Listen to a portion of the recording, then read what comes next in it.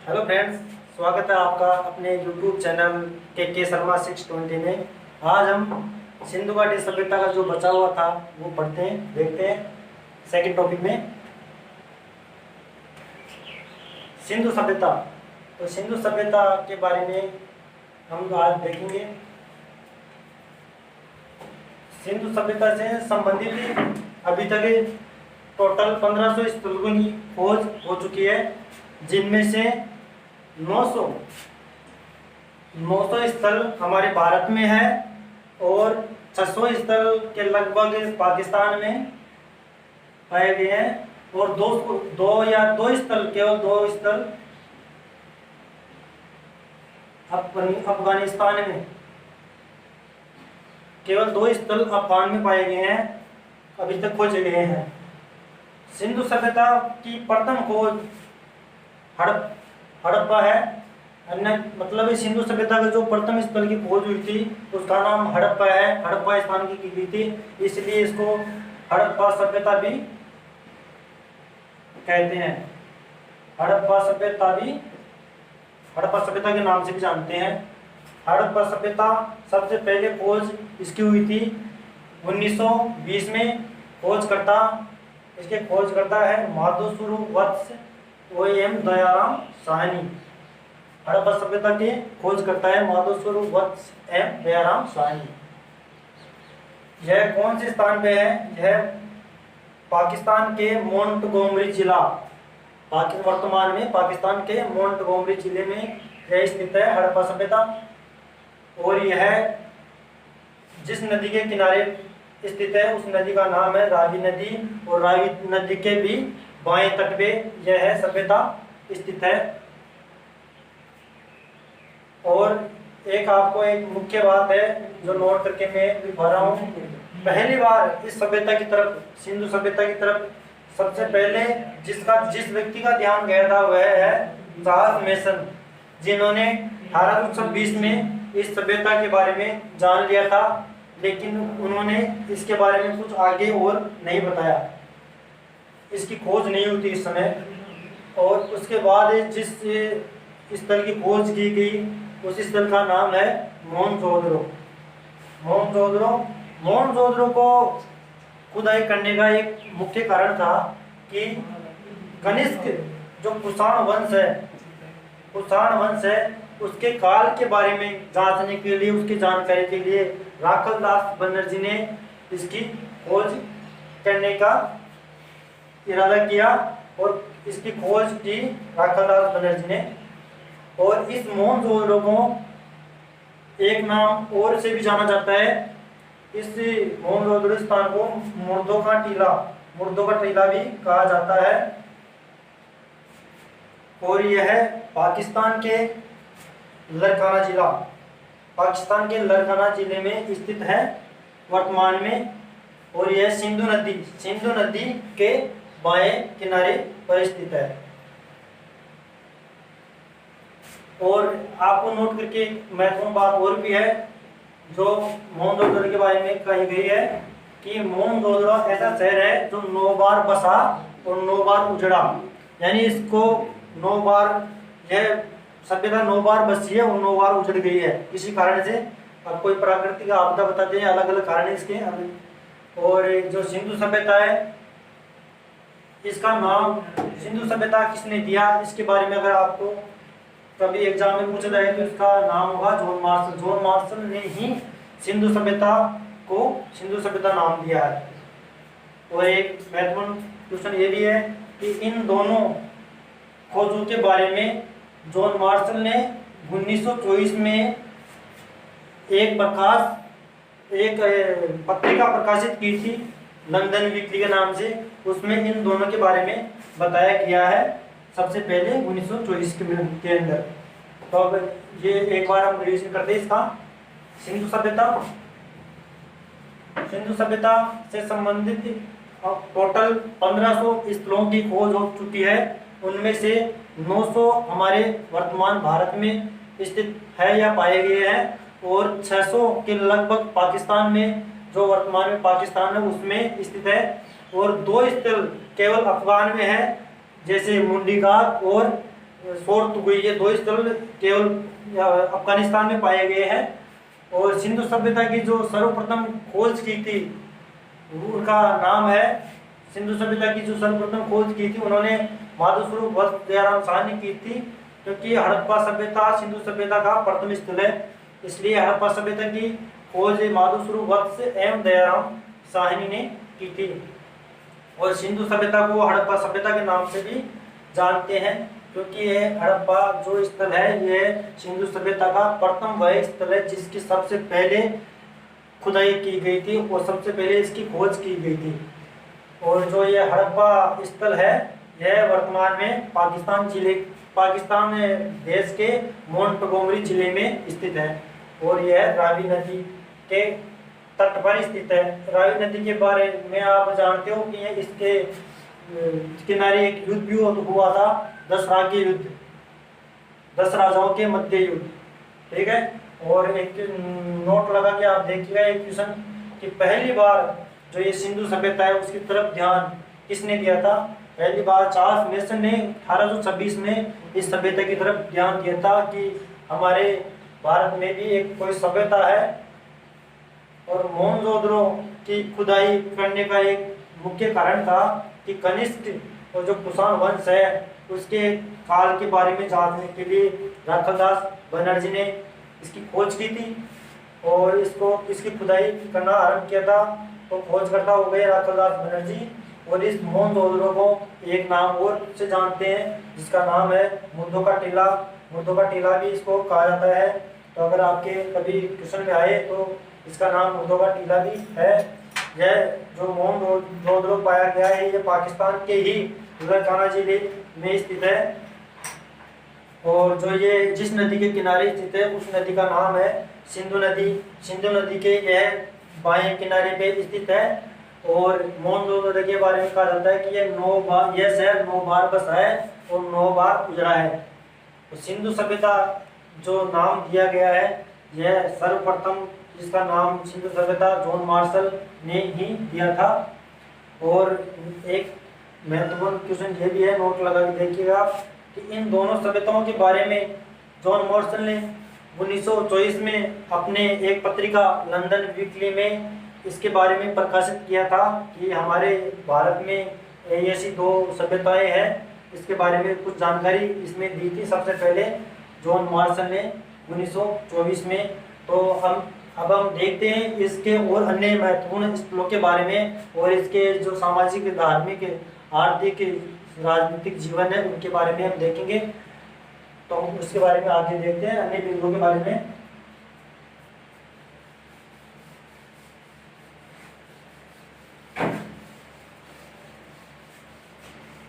हाँ दोस्तों, अन्य प्रमुख शहरों के बारे में भी जानते हैं।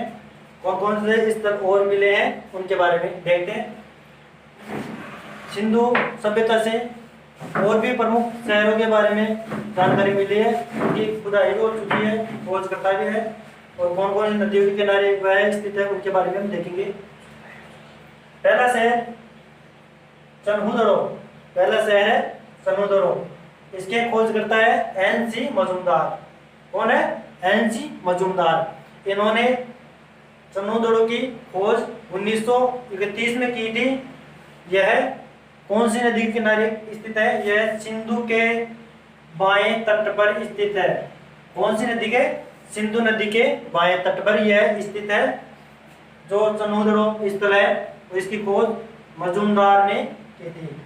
सेकंड स्थल है वह है लोथल। लोथल है, यह गुजरात में पड़ता है और इसकी खोज है, जो इसकी खोज करता है वह है SR राव। SR राव है, इन्होंने इसकी खोज की थी 1954 में। इसकी खोज 1954 में की थी SR राव ने। कौन से स्थल की? जो लोथल है उसकी खोज SR राव ने की थी 1954 में। और यह जिस नदी के किनारे स्थित है उस नदी का नाम है भोगवा नदी। जो लोथल स्थल है वह भोगवा नदी के किनारे स्थित है। नेक्स्ट जो स्थल है वह है कालीबंगा। कालीबंगा यह हमारे भारत में राजस्थान के हनुमानगढ़ जिले में स्थित है। इसका कालीबंगा नाम इसलिए पड़ा है क्योंकि कहा जाता है कि इसमें काले रंग की चूड़ियां, काले रंग की चूड़ियां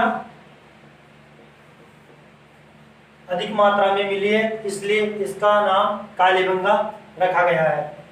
और जो इसकी खोज है जिसने की थी उनका नाम है अमलानंद घोष। अमलानंद घोष ने इसकी खोज 1953 में की थी। और जिसने इसका उत्खनन किया था, इसकी खुदाई की थी, उसका नाम है बीबीलाल थापर। बीबीलाल और थापर, बीके थापर, बीबीलाल और बीके थापर ने इसकी खोज की थी। जो कालीबंगा इसकी खोज बीबीलाल एवं बीके थापर ने कालीबंगा इसकी खोज की थी, उत्खनन किया था। खोजकर्ता तो अमलानंद घोष है और यह घग्गर नदी के बाएं तट पर स्थित है। नेक्स्ट देखते हैं हम राखी गढ़ी। राखी गढ़ी यह हरियाणा में स्थित है और इसकी खोज की थी अमरेंद्र नाथ घोष। अमरेंद्र नाथ घोष ने इसकी खोज की थी सन 1997 से 99 के मध्य। जो राखी गढ़ी स्थल है हरियाणा में स्थित है। इसकी खोज अमरेंद्र नाथ घोष ने 1997 से 1999 के मध्य इसकी खोज की थी और यह है घग्गर नदी के किनारे स्थित है। और नेक्स्ट जो स्थल है वह है कुणाल। कुणाल है जो ये हरियाणा में स्थित है और इसकी खोज पुरातात्विक विभाग ने की थी। इसकी खोज पुरातात्विक विभाग ने की थी 1993 में। और नेक्स्ट जो स्थल है वह है धोलावीरा। धोलावीरा, यह धोलावीरा गुजरात में स्थित है और इसकी खोज जगपति जोशी ने की थी 1968 में। 1968 में इसकी खोज जगपति जोशी ने की थी। और जो धोलावीरा क्षेत्र स्थल है उसकी उत्खनन, उसका खुदाई RS बिष्ट ने की थी 1990 के और 1991 के मध्य। नेक्स्ट जो अपना स्थल है उसका नाम है आलमगीरपुर। आलमगीरपुर वर्तमान में यूपी में स्थित है और इसकी खोज की थी यज्ञदत्त शर्मा।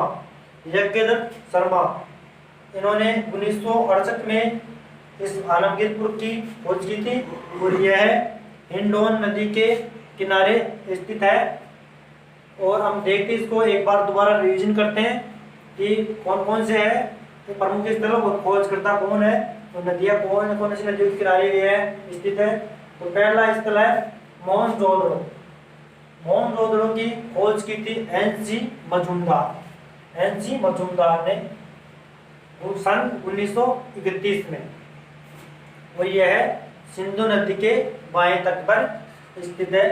सिंधु नदी के बाएं तट पर यह स्थित है। नेक्स्ट जो स्थल है वह है लोथल। यह लोथल, इसको यहाँ पे एक गोदीवाड़ा भी मिला है, मतलब बंदरगाह भी है यह गोदीवाड़ा, या इसको यहाँ पे एक बंदरगाह भी मिला है, यानी यहाँ से व्यापार के साक्ष्य भी मिले हैं। और इसकी जो खोज की थी वह की थी SR राव सन 1954 में। सन 1954 में इसकी खोज की थी। तो यह भोगवा नदी के किनारे स्थित है, गुजरात में भोगवा नदी के किनारे। नेक्स्ट जो स्थल है वह है कालीबंगा।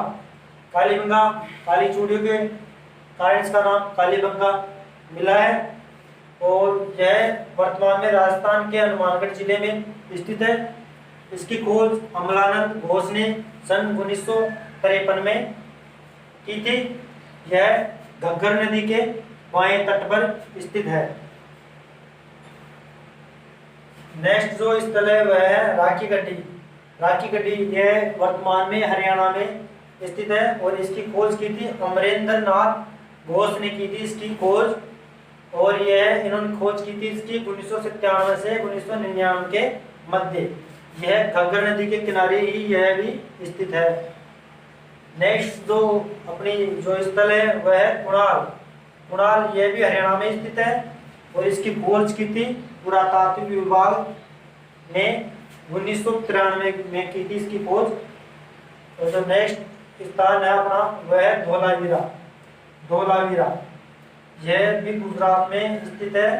इसकी खोज करता है इसके जगपति जोशी। उन्होंने 1968 में इसकी खोज की थी और इसका जो उत्खनन किया था, इसकी जो खुदाई की थी वह थे आर.एस. बिष्ट। आर.एस. बिष्ट ने सन 1990 और सन 1991 के मध्य यह धोलावीरा की खुदाई उत्खनन कार्य किया था और इसकी खोज जगपति जोशी जी ने सन 1968 में की थी। नेक्स्ट जो स्थल है वह है आलमगीरपुर। आलमगीरपुर यह वर्तमान में यूपी में स्थित है और यह सिंधु सभ्यता का पूर्वतम बिंदु भी माना जाता है। इसकी खोज यज्ञदत्त शर्मा ने की थी सन 1958 में। यह जिस नदी के किनारे स्थित है उस नदी का नाम हिंडौन नदी है। और आगे हम देखते हैं सिंधु घाटी सभ्यता के बारे में और कुछ विशेष बातें विशेषताएं के बारे में आगे देखते हैं हम।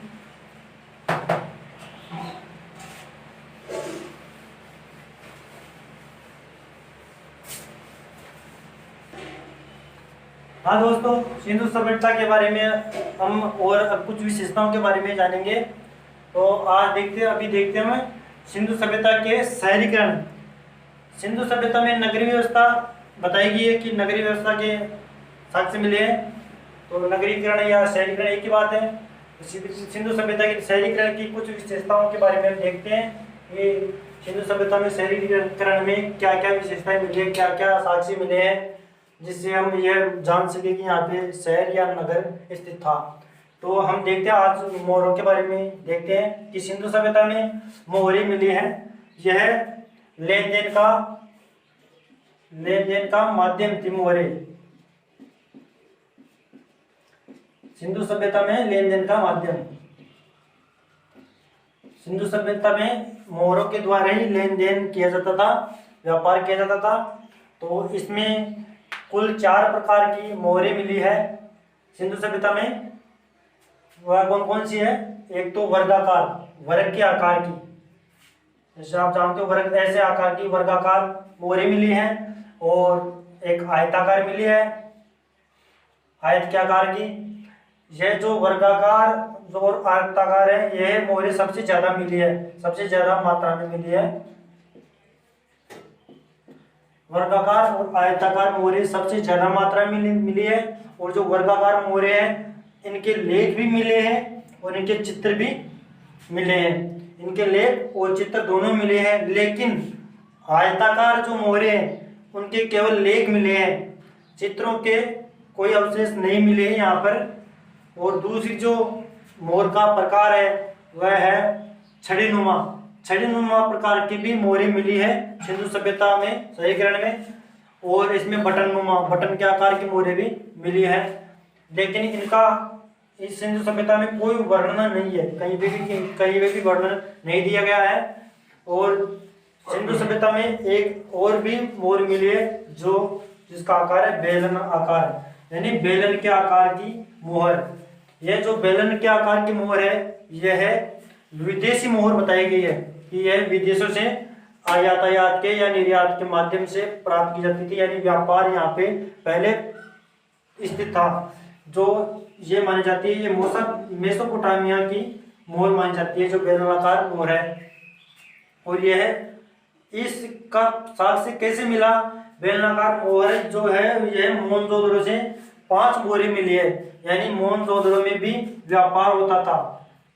जो ये स्थित है मतलब मोहनजोदड़ो है यह मेसोपोटामिया से भी व्यापार करता था, क्योंकि इसके साक्ष्य मिले हैं। जो मोहनजोदड़ो में 5 मोहरें मिली है उसके अनुसार आप कह सकते हैं कि यहाँ पे मोहनजोदड़ो में मेसोपोटामिया की जो मोहरें मिली है, इसलिए वहाँ से विदेश से भी आयात निर्यात होता था। और जो ये वर्गाकार मोहरें हैं ये मोहरें मोहनजोदड़ो में सबसे ज़्यादा इनकी संख्या मिली है लगभग 1200 मोहरे मोहनजोदड़ो में मिली है जो वर्गाकार की है।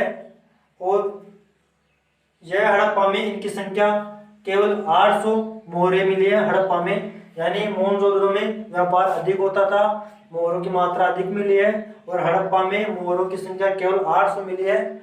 नेक्स्ट देखते हैं हम निर्माण सामग्री। जो ये मोहरे बनी हुई थी वे किस धातु की या किस चीज की बनी हुई थी? तो ये जो मोहरे बनी होती थी वह सेल खड़ी और मिट्टी की बनी होती थी। जो ये मोहरे हैं ये सेल खड़ी और मिट्टी की बनाई जाती थी। और यह एकमात्र लोथल से संगमरमर की, जो संगमरमर नाम का पत्थर आता है उसकी मोहरे भी मिली है जो पारस ईरान में स्थित है, पारस ईरान में स्थित है उसकी मानी जाती है, क्योंकि यह पारस में ये संगमरमर की मोहरे चलती थी, इसलिए यह माना जाता है कि लोथल से भी व्यापार होता था। और यह ईरान या फारस से मोहरे जो मिली है, ईरान या फारस की जो मोहरे मिली है संगमरमर की, इससे यह साबित होता है कि लोथल में भी व्यापार होता था। क्योंकि लोथल में एक बंदरगाह है, आपको बताया अभी मैंने कि बंदरगाह है जहाँ से व्यापार किया जाता था। और एक मुख्य बात यह भी है, नोट करके देख लेना आप, कि जो छड़ी नुमा मोहर है, यह छड़ी नुमा मोहर है, यह केवल यह इसकी एक मोहर कालीबंगा में भी मिली है। छड़ी नुमा जो मोहर है यह कालीबंगा में भी मिली है। जो छड़ी नुमा मोहर है ये कालीबंगा में भी मिली है। तो हम एक बार इसको देखते हैं, दोबारा रिवीजन करते हैं। सिंधु सभ्यता के शहरीकरण की कुछ विशेषताएं, इनमें मुख्य विशेषता है मोहरे। मोहरों के माध्यम से हमें सिंधु घाटी सभ्यता के बारे में, इतिहास के बारे में जानकारी मिलती है कि किस प्रकार के चिन्ह, किस प्रकार के चित्र, कौन कौन सी सभ्यताएं वगैरह वगैरह के बारे में हमें मोहरों से ही जानकारी मिलती है। मोहरों के जो चित्र बने हुए होते हैं, आकृतियां बनी हुई होती है, उन्हीं के आधार पर हम इनको जान सकते हैं। तो इसमें 4 प्रकार की मोहरें मिली है। उनमें पहली मोहर है वर्गाकार, वर्ग के आकार की, और दूसरी जो मोहर है वह आयताकार, आयत के आकार की। जो वर्गाकार आयताकार ये दोनों मोहरें सबसे अधिक मात्रा में मिली है। और जो नेक्स्ट मोहर है वह है छड़ी नुमा, छड़ी के आकार की मोहर मिली है, जो कालीबंगा से भी एक मोहर मिली है। और जो नेक्स्ट मोहर है वह बटन नुमा, बटन के आकार की मोहर यह मिली है, लेकिन इसका कहीं सिंधु सभ्यता में कहीं वर्णन नहीं मिला है। नेक्स्ट जो मोहर है वह बेलनाकार, बेलन के आकार की मोहर, यह विदेशी मोहर मानी जाती है कि सिंधु सभ्यता में विदेश से भी संपर्क थे या विदेश से भी आयात निर्यात होते थे या मोहरों के माध्यम से आयात निर्यात होते थे। क्योंकि इसका साक्ष्य मिला है हमें मोहनजोदड़ो में। मोहनजोदड़ो में 5 मोहरें ऐसी मिली है जो बेलना आकार की है, और इनका व्यापारिक संबंध मेसोपोटामिया से है, क्योंकि यह मोहरे जो बेलनाकार है वह मेसोपोटामिया की सभ्यता से भी मिलते जुलते हैं, इसलिए इसको मेसोपोटामिया से मोहनजोदड़ो के व्यापारिक संबंध माने जाते हैं। नेक्स्ट देखते हैं हम जो वर्गाकार मोहर है उसके लेख मिले हैं, लिखित में लेख मिले हैं और चित्र भी मिले हैं, लेख और चित्र दोनों मिले हैं। और जो ये वर्गाकार मोहरे हैं, ये मोहरे मोहनजोदड़ो में सबसे ज्यादा मात्रा में 1200 की संख्या में मिली है। 1200 की संख्या में मिली, यानी 1200 मोहरे मोहनजोदड़ो से खुदाई में मिली है। कौन से? वर्गाकार की। और हड़प्पा जो क्षेत्र है उसमें खुदाई में लगभग 800 मोहरे मिली है वर्गाकार की, वर्ग के आकार की। ठीक है। और जो नेक्स्ट आयताकार मोहर है, इसके लेख तो जरूर मिले हैं, लिखित में जरूर मिले हैं, लेकिन इसके कोई चित्र नहीं मिले। आयताकार जो मोहर है उसके कोई अभी तक चित्र नहीं मिले हैं। नेक्स्ट ये मोहरों के निर्माण या सामग्री किस चीज से बनाई जाती थी? तो वह निर्माण सामग्री है सेलखड़ी और मिट्टी। सेलखड़ी और मिट्टी से यह मोहरें बनाई जाती थी। नेक्स्ट देखते हैं हमें लोथल से संगमरमर की, संगमरमर जो पत्थर आता है, मार्बल आता है, उसकी बनी हुई मोहरें मिली है, जो फारस ईरान में स्थित है उसकी मोहरों से मिलती जुलती है। यह माना जाता है कि यह मोहरें फारस की है, यानी फारस से भी लोथल में यातायात होता था, व्यापार होता था। तो यह इन मोहरों के माध्यम से व्यापार करते थे। तो यह लोथल से संगमरमर की कुछ मोहरी मिली है।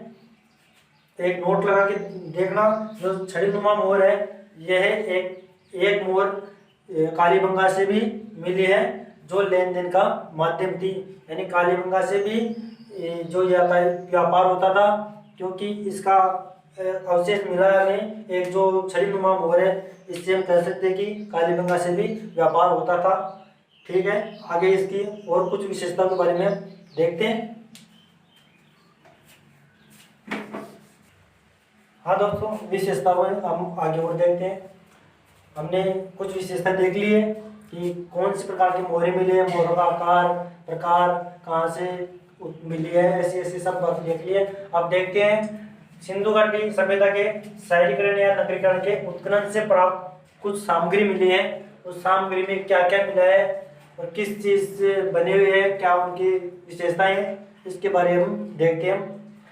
तो पहली विशेषता है इसमें कि जो मर्द बांड मिले हैं, जो बर्तन मिले या कुछ औजार वगैरह जो मिले हैं, वह बर्तन मिले, उनकी रंग काले रंग के और लाल रंग के मिले हैं। सिंधु सभ्यता में शहरीकरण में जो बर्तन खुदाई में मिले, उत्खनन में मिले, उनका रंग कैसा है, काला और लाल। और जो सिंधु सभ्यता वाले लोग जो तोलने के लिए या मापन के लिए जो बांट या कुछ जो वस्तु काम में लेते थे, उनका एक विशेष बांट की संख्या थी। तो वह 1:2 के 1:2 इस अनुपात में रहते थे। तो उन बांटों की माप थी 1 किलो का बाट, 2 किलो का, 4 किलो का, 8 किलो का, मतलब दुगुने होते जाते थे इन बाटों की पद्धति। जैसे 16 के बाद में 32, 64 ऐसे, फिर 128 इस माप के बाट मिले हैं। और जो वहाँ पे शहरों में जो खुदाई में जो ईंटें मिले हैं, उनका कुछ निश्चित आकार था। जिस आकार की वह ईंटें मिली है, वही ईंटें उनकी लंबाई 4 अनुपात और चौड़ाई 2 और जो ऊंचाई है वह 1, यानी उनके आकार, लंबाई, चौड़ाई और ऊंचाई का अनुपात था 4:2:1। 4:2:1 के अनुपात में यहाँ से ईंटें मिली है, जिनकी लंबाई, चौड़ाई और ऊंचाई 4:2:1 थी। और यहाँ से जो भवन मिले, जो मकान मिले या भवन मिले, यह 2 प्रकार के थे। 2 प्रकार के में उनमें से जैसे एक तो बड़े भवन और छोटे भवन, ये दो प्रकारों में विभक्त किया गया है उन भवनों को। अब बड़े भवनों में कौन कौन से भवन आते हैं, जैसे बड़े भवनों में कौन कौन से भवन आते हैं, तो उनमें है एक तो स्नानागार जहाँ पे जल की व्यवस्था होती थी, और मतलब स्नान करने के लिए विशाल बड़ा सा स्नानागार होता था। यह मिला है मोहनजोदड़ो से। कहाँ से मिला है, मोहनजोदड़ो से। ये स्नानागार ये क्यों इसकी विशेषता क्या थी, यह एक तो जल की पूजा के लिए इसको माना जाता है, यहाँ की जल की पूजा होती थी, है ना। और इसमें एक दूसरा जो बड़ा स्थल भवन मिला है, बड़े आकार का जो स्थल मिला या भवन मिला है, वह था स्टेडियम। यह धोलावीरा से मिला है। नेक्स्ट जो बड़ा भवन मिला है वह है गोदीवाड़ा। वो भी मैंने आपको पहले बताया थोड़ी देर पहले कि गोदीवाड़ा लोथल से मिला है, जो गुजरात में है। और इसको गोदीवाड़ा कहते हैं कि ये बंदरगाह, गोदीवाड़ा का मतलब बंदरगाह होता है। बंदरगाह जहाँ पे जहाज ठहरते थे, यानी व्यापारी लोग विदेशों से जहाज आते थे और वो जहाँ पे आके ठहरते थे, रुकते थे, उसे ही गोदीवाड़ा बोलते हैं। व्यापारिक स्थल है, ये बंदरगाह है, इसलिए इसको जहाज ठहरने की व्यवस्था पूरी यहाँ पे थी।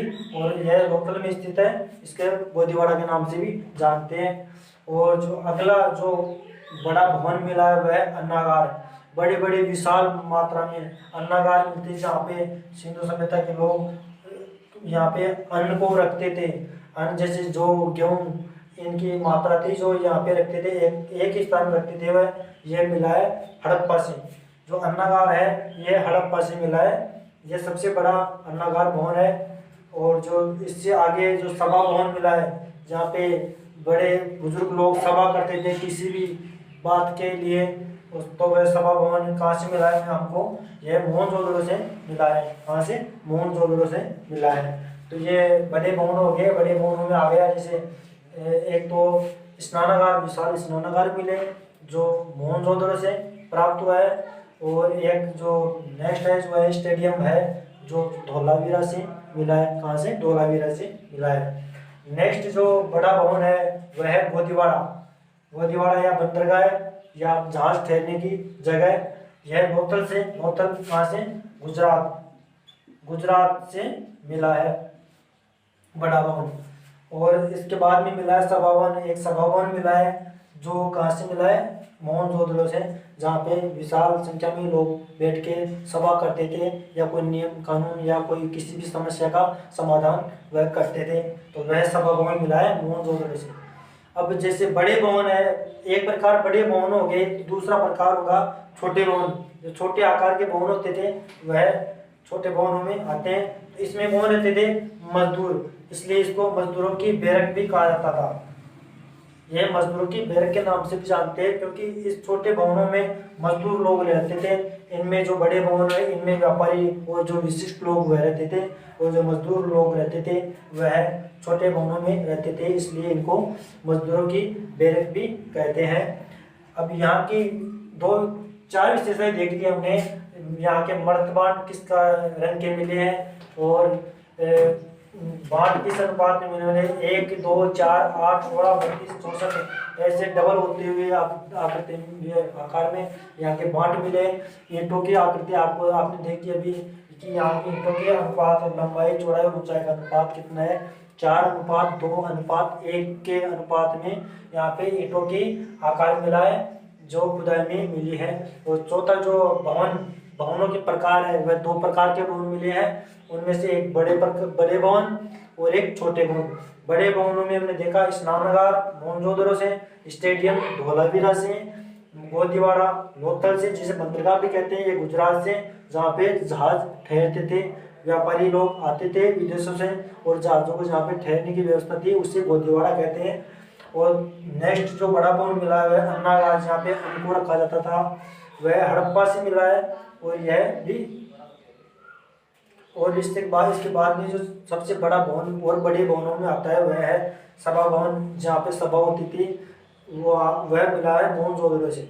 अब देखते हैं इस बड़े भवन के बाद में छोटे भवन। छोटे भवनों में मजदूर लोग रहते थे, इसलिए इनको मजदूरों की बैरक के नाम से भी जानते हैं। अब नेक्स्ट जो 5वां जो विशेषता है इसकी, शहरीकरण उत्खनन में जो प्राप्त हुई सामग्री के अनुसार, उनमें 5वीं विशेषता है जल निकास प्रणाली।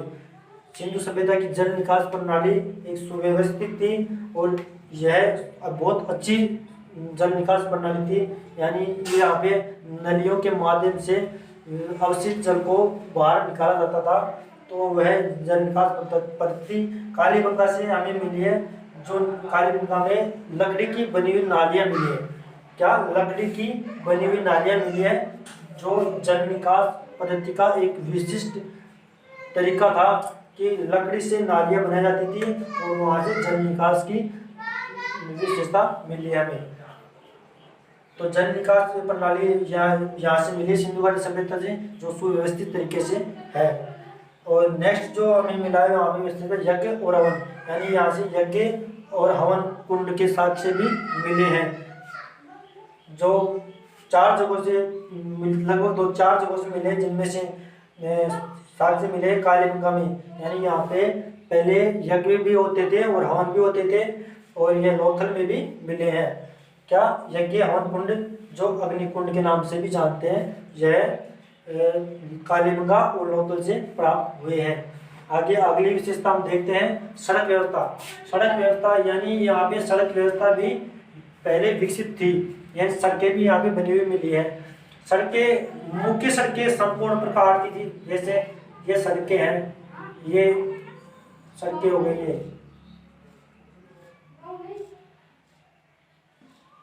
ये मुख्य सड़क है, ऐसे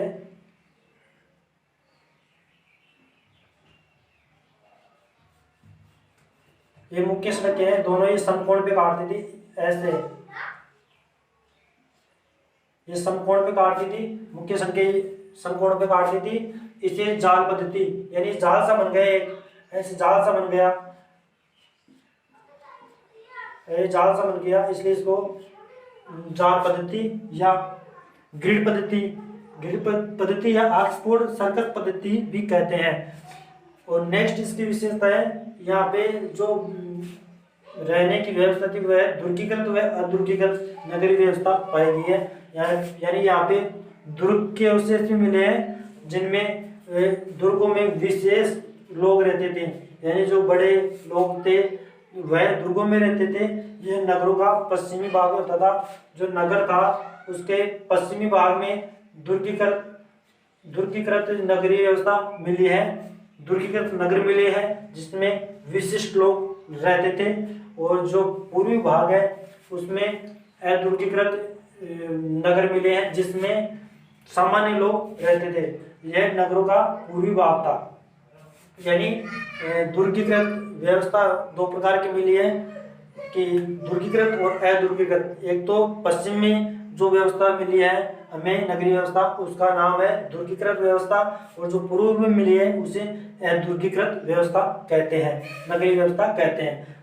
तो जो दुर्गीकृत व्यवस्था है उसमें विशिष्ट लोग रहते थे, यानी बड़े लोग रहते थे। और जो अदुर्गीकृत व्यवस्था है उसमें सामान्य लोग, जो सामान्य जनता होती थी वह रहती थी। और ये जो नेक्स्ट है, एक नोट लगा के आप देखिए, कालीगंगा के दोनों जो टीले हैं, अभी बताया मैंने आपको कि दो प्रकार की नगरीय व्यवस्था थी, दुर्गीकृत और अदुर्गीकृत। तो इसमें कालीगंगा जो स्थान है वहाँ से जो टीले मिले हैं उसमें दोनों टीलों में दुर्गीकृत व्यवस्था मिली है। जबकि धोलावीरा जो स्थान है वहाँ से 3 भागों में विभक्त है नगरीय व्यवस्था। उसमें प्रथम 2 भाग है वह दुर्गीकृत मिले हैं और एक जो भाग है अदुर्गीकृत मिला है। तो हम इसको दोबारा एक बार देखते हैं। शहरों के उत्खनन से प्राप्त सामग्री, उसमें पहले विशेषता है मर्तबान, जो बर्तन है वह काले और लाल रंग के हमें मिले हैं यहाँ से। और जो बांट है उनका आकार 1:2:4:8:16:32:128 इस आकार से मिले हैं। और जो इनके एंड तक 640 तक इनका बांट मिले हमें। और जो यहाँ पे खुदाई में जो ईंटें मिली है उनका लंबाई, चौड़ाई और ऊंचाई का अनुपात है 4:2:1, यानी 4 अनुपात उनकी लंबाई है, 2 अनुपात उनकी चौड़ाई है और 1 अनुपात उनकी ऊंचाई है। 4:2:1 के अनुपात में ईंटों का आकार की हमें वहाँ पे माप मिली है। और जो चौथा पॉइंट है भवन, यहाँ पे भवन 2 प्रकार के मिले हैं, जिनमें से एक प्रकार है बड़े भवन, दूसरा प्रकार है छोटे भवन।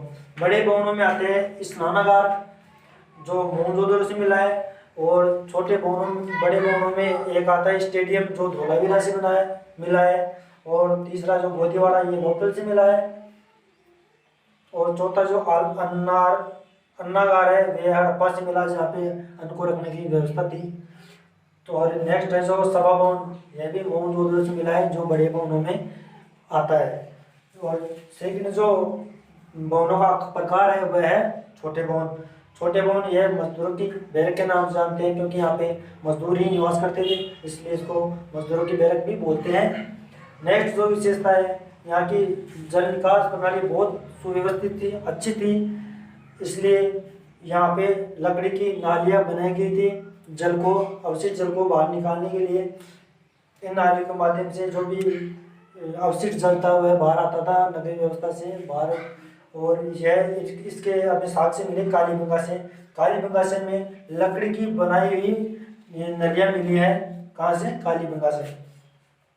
और ये नेक्स्ट विशेषता इसकी कि यहाँ पे यज्ञ भी होते थे प्राचीन काल में, हवन कुंड भी थे, अग्निकुंड जिन्हें हम बोलते हैं, जो तो इनके साक्ष्य में मिले हैं। कहाँ से? कालीबंगा और लोथल से। कालीबंगा और लोथल से में यज्ञ और हवन के साक्ष्य मिले हैं कि यहाँ पे पहले भी यज्ञ होते थे, हवन होता था सुख शांति के लिए, यहाँ पे हवन करवाए जाते थे, यज्ञ करवाए जाते थे।